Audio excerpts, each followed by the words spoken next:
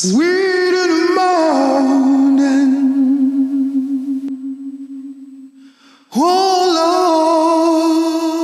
Lord, it's sweet in the morning.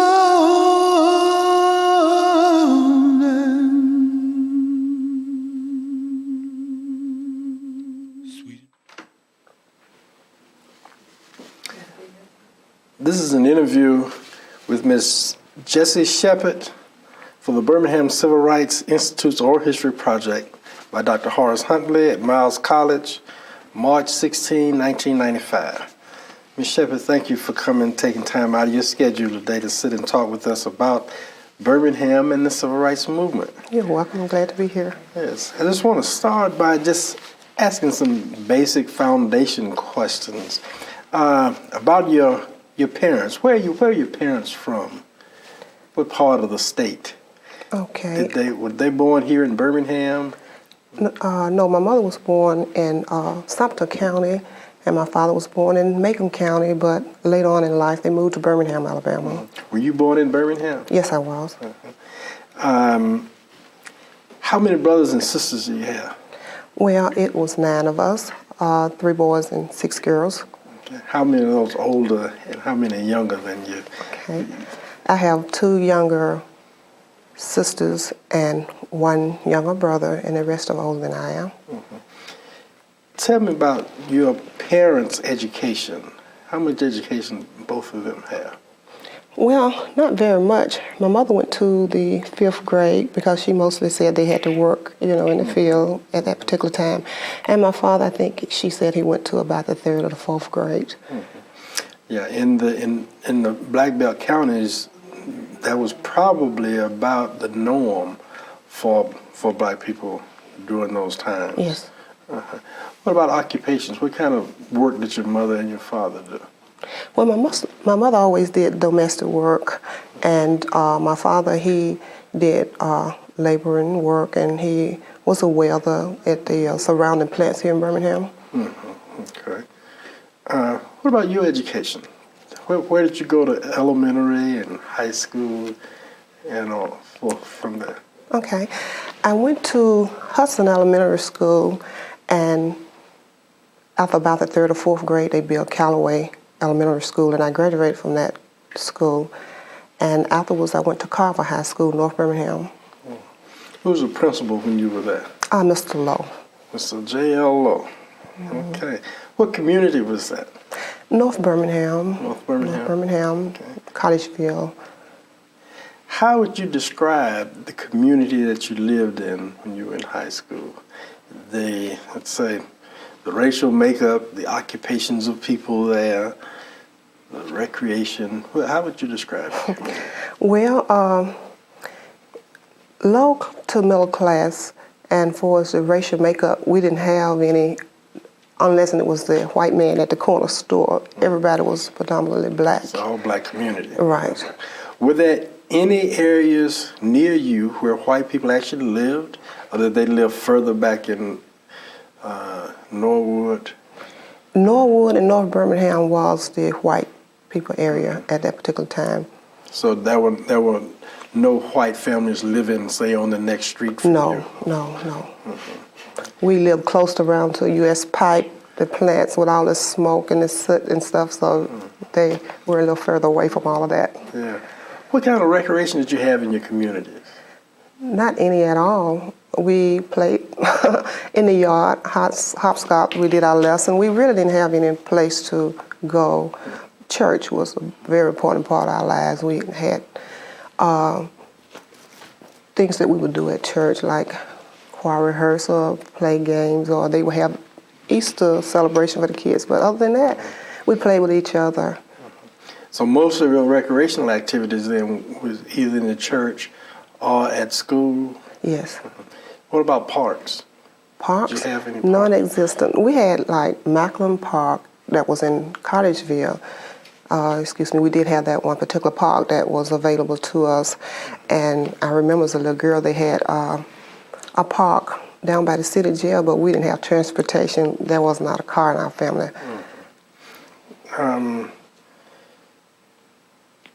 Tell me about the relationship, if you remember. What was the relationship between your community and the Birmingham Police Department?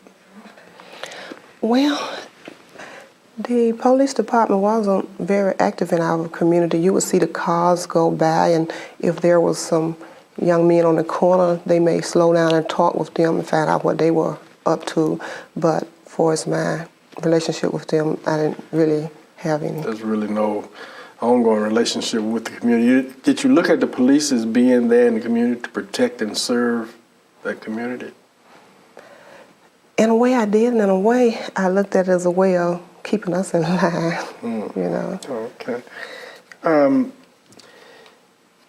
The civil rights movement, of course, when we talk about civil rights in Birmingham, we normally start with the Alabama Christian Movement for Human Rights in 1956, with the development of the various meeting formats that they had, the various churches. I know at that time you were a very young child, so you would probably know nothing about that. But when did you get involved in the movement itself?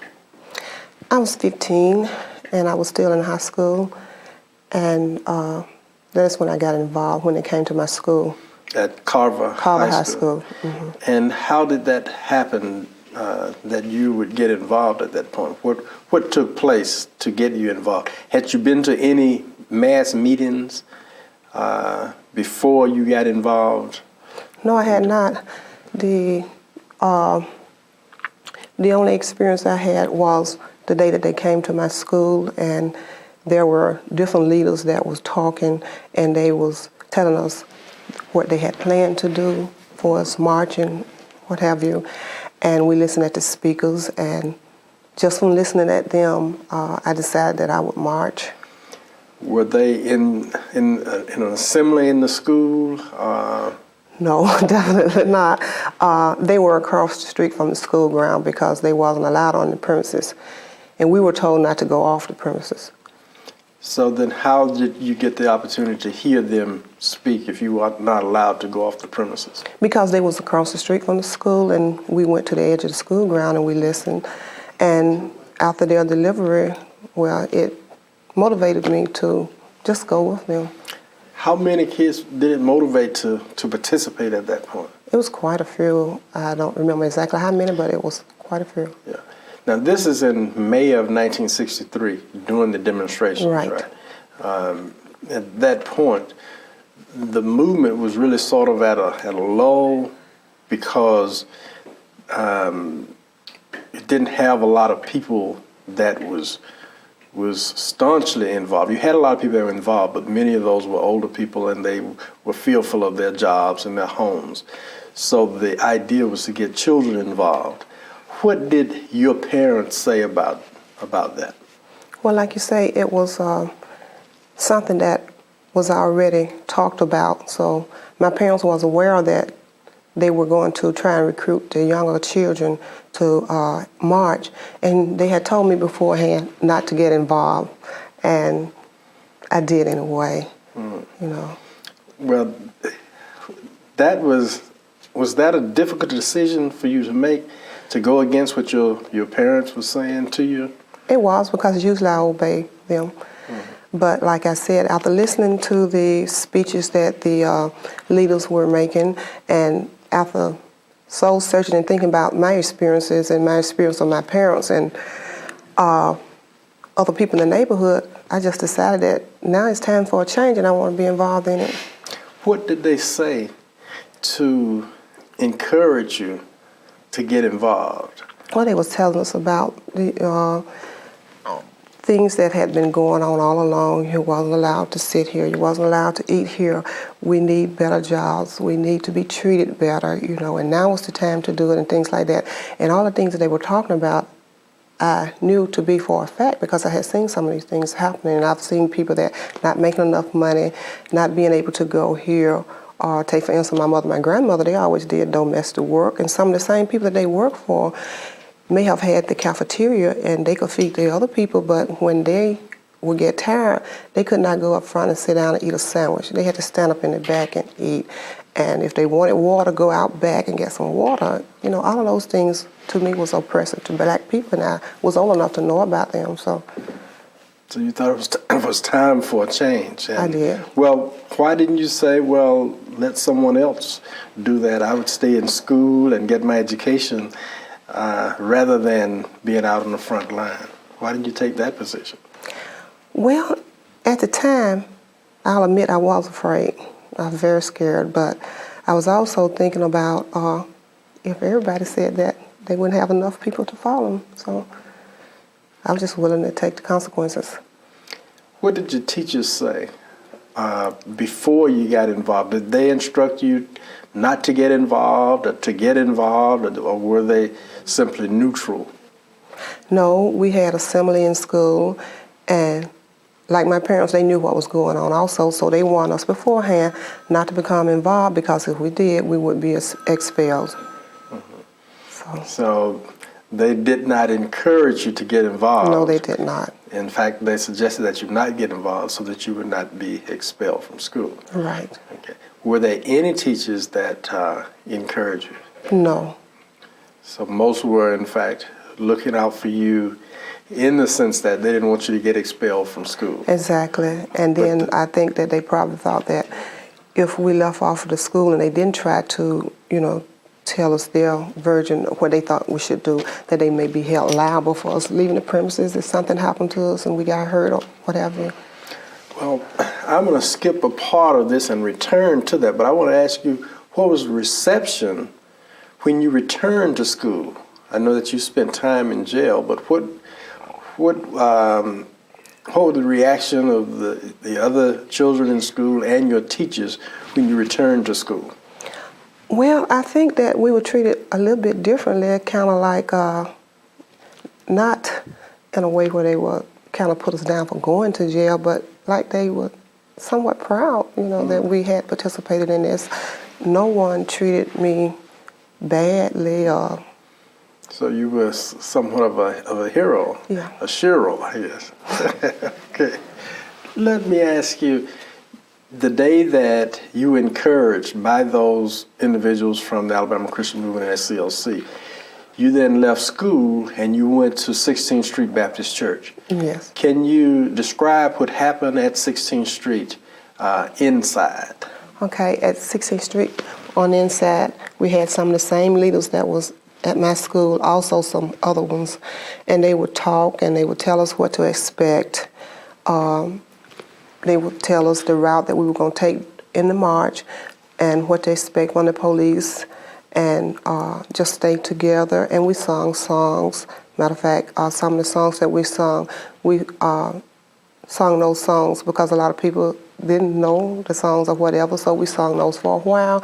And when we got out on the street, we knew the songs. And you eventually then would leave the church in mass, I assume, because there are some stipulations say that 100 would leave at a time and march down the steps at 16th Street. It sort of describe that to me, the leaving of 16th Street and coming onto the street to participate in the march. Well, it was like, to me, it was like everybody trying to get in the lunchroom at one time. It was just mass students, grown-ups too, but it was just a crowd. And we all, like you say, left the church. And it was just, as far as you could see, all the way across the road and to the front and to the back was just a lot of people, mostly students. What did you see when you first came out of the church? When I first came out of the church, to my recollection, it was like policemen. Policemen were near the church also. And spectators, people that were involved, and people just was there to be curious, to see what was going to happen. The news people were there. Were there any firemen? Yes, of course, there were firemen there because they had the hose that put the water on us. Dogs. Were there police dogs there? Yes, there were police dogs. How far from the church did you get before the water was turned on you or the dogs, or did that happen? Yes, it did happen to me, but I think it was like maybe within blocks because we went to the heart of downtown, and it was a little distance from the church. Was it in the park, in Kelly Ingram Park, or after you passed through the park? No, it was on the regular streets. It wasn't in the park. So then you made it maybe a block. Maybe a block or two, what have you. And how did do you remember orders being given? Do you remember what happened? To stay back, to go back and not to go in certain stores and, in certain parts of the street, as I remember, they were really going to block us from making an entrance to certain streets or whatever. And after we did not stop, that's when they turned the hose on, and I remember rolling around on the ground because the water was so strong. And when I got up, I was glad the water was turned off, and... What do you remember about the water? Was it just wet? Or wet and strong, right. Yeah. Wet and strong. It really, the water pressure was so strong until it would actually roll you around on the pavement. It was just that strong. They didn't care. Then were you arrested? Yes. What happened? How did that arrest take place?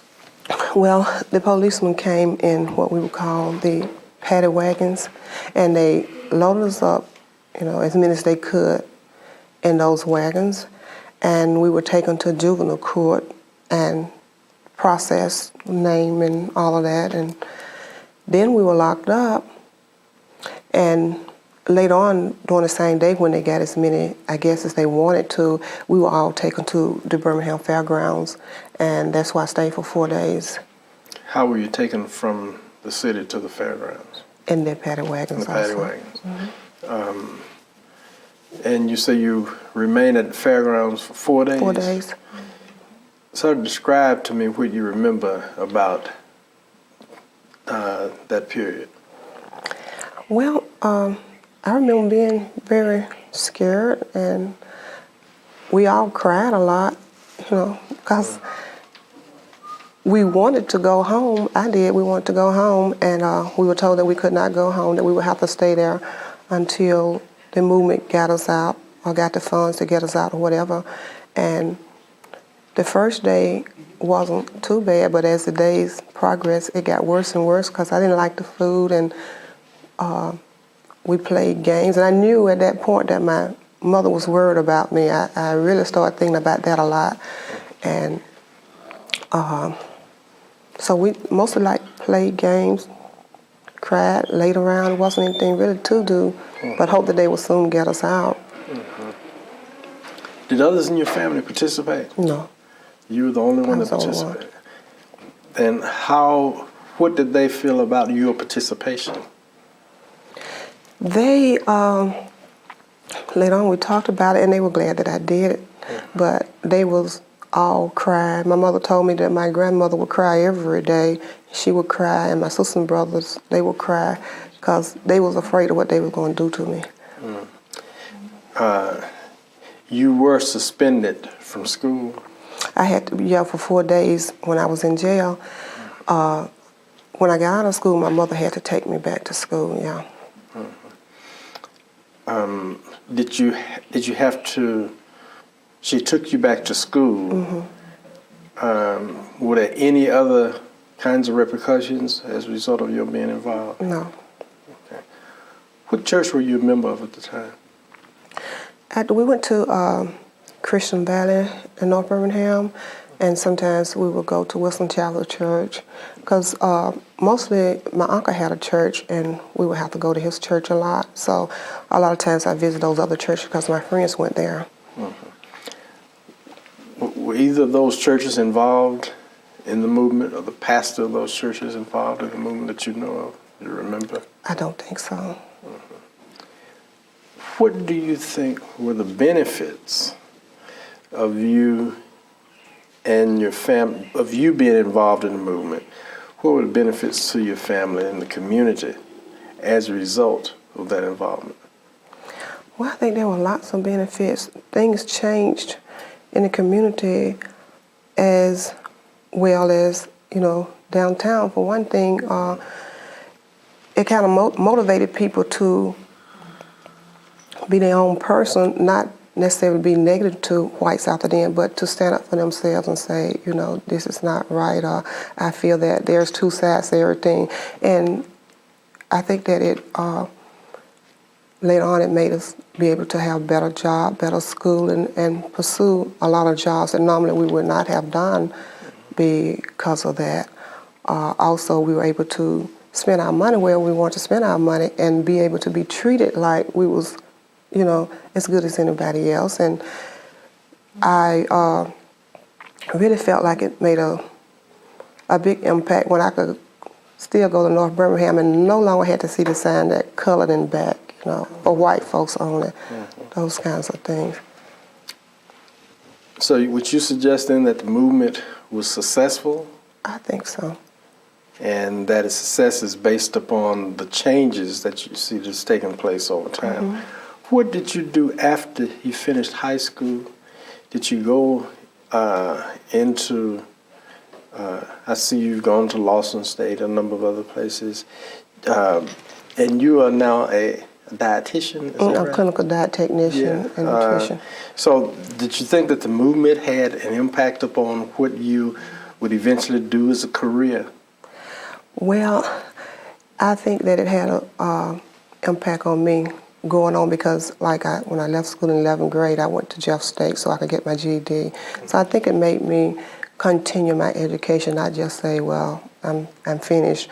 And so I went on to Jeff State and got the GED, and then after then, I decided that I would get into nutrition. So I went to Lawson, and after Lawson, to the linkage program at UAB. Yeah, Lawson has one of the best programs in the state in that regard, isn't it? And that many people really are not that much aware of. Are there any other incidents that we have not talked about that come to mind that will relate to your involvement with the movement? Oh, yes, definitely. So I remember, like I said, we always lived around the northern side, Norwood, North Birmingham, and at some point in the early 70s, I moved to Kingston. And during the early part of the 70s, when Bonita Carter was killed, I lived in that area, and it kind of brought it all back to me about the marching during that time, because the policeman was down in the neighborhood again, and they were like, get in the house, get off the streets, turn your lights out. And we had no choice. We had to do this. Just go in the house and stay. And to me, it kind of reflected all back to me that this is similar to what happened then, Where do you think we are today in regards to the movement? I think they have done wonderful things, and I think they have came a long ways for equality and stuff like that. And as far as people, civil rights and everything, I think that now they have a limit. You cannot mistreat people because of their race or color. Everybody's equal, and if there's not an equal opportunity, now we have the accesses and places to go. We have the courts, and we have, even on your job now, these things that took place at that particular time, they may somewhat be practiced. But if you feel that you're being mistreated or things are not equally done, then you do have a voice now, whereas back then you did not. This was just the way it was. If there was a call now for a demonstration or a march for some issue that may come to fore, would you participate today? Yes, I would. I have no regrets. If you had children that were the age that you were during the time that you took part, and they had to go against the same kind of entities such as the police or whatever that was at that particular time, would you allow your children to be involved? I would let them make up their own mind, but I would not say don't do it. I feel like that if they felt like they want to make a difference, it would be left up to them, and So I would support them. So you believe that there is a need for a certain amount of activism even today in relationship to the struggle.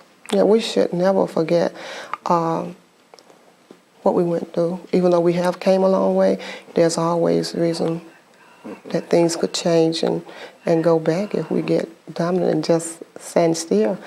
So like today when they sing songs during Martin Luther King birthday and doing his, remembering his death and all, and we sing songs like We Shall Overcome and things like that, I'm usually crying. I mean, a lot of people just sing those songs, but to me, they have meaning, they really do.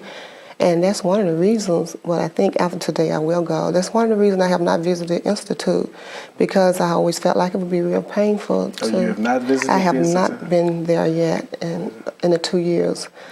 And sometimes I say I'm going, and when I go... Why have you thought that you should not visit at this point? Well, I don't feel that I should. I feel I should go, but it's just that every time I think about going and things that I may see, it kind of depresses me, yes. Yeah. Well, we hope that you will come. And if you do, I'm sure you will see a lot that will remind you of those days, but I think it will be part of that healing process. I think so. So you have an open invitation. Okay. So please come. I'm going to come now. Okay.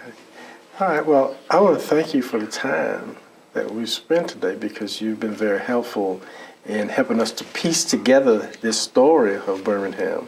Because as I said, many people have many stories to tell, and I'm sure you probably have a few more that you'll think of later on. Right. But maybe we'll do this again sometime. Okay, I'll be glad to. Thank you very much for coming out. You're welcome. Sweet in the morning. Oh,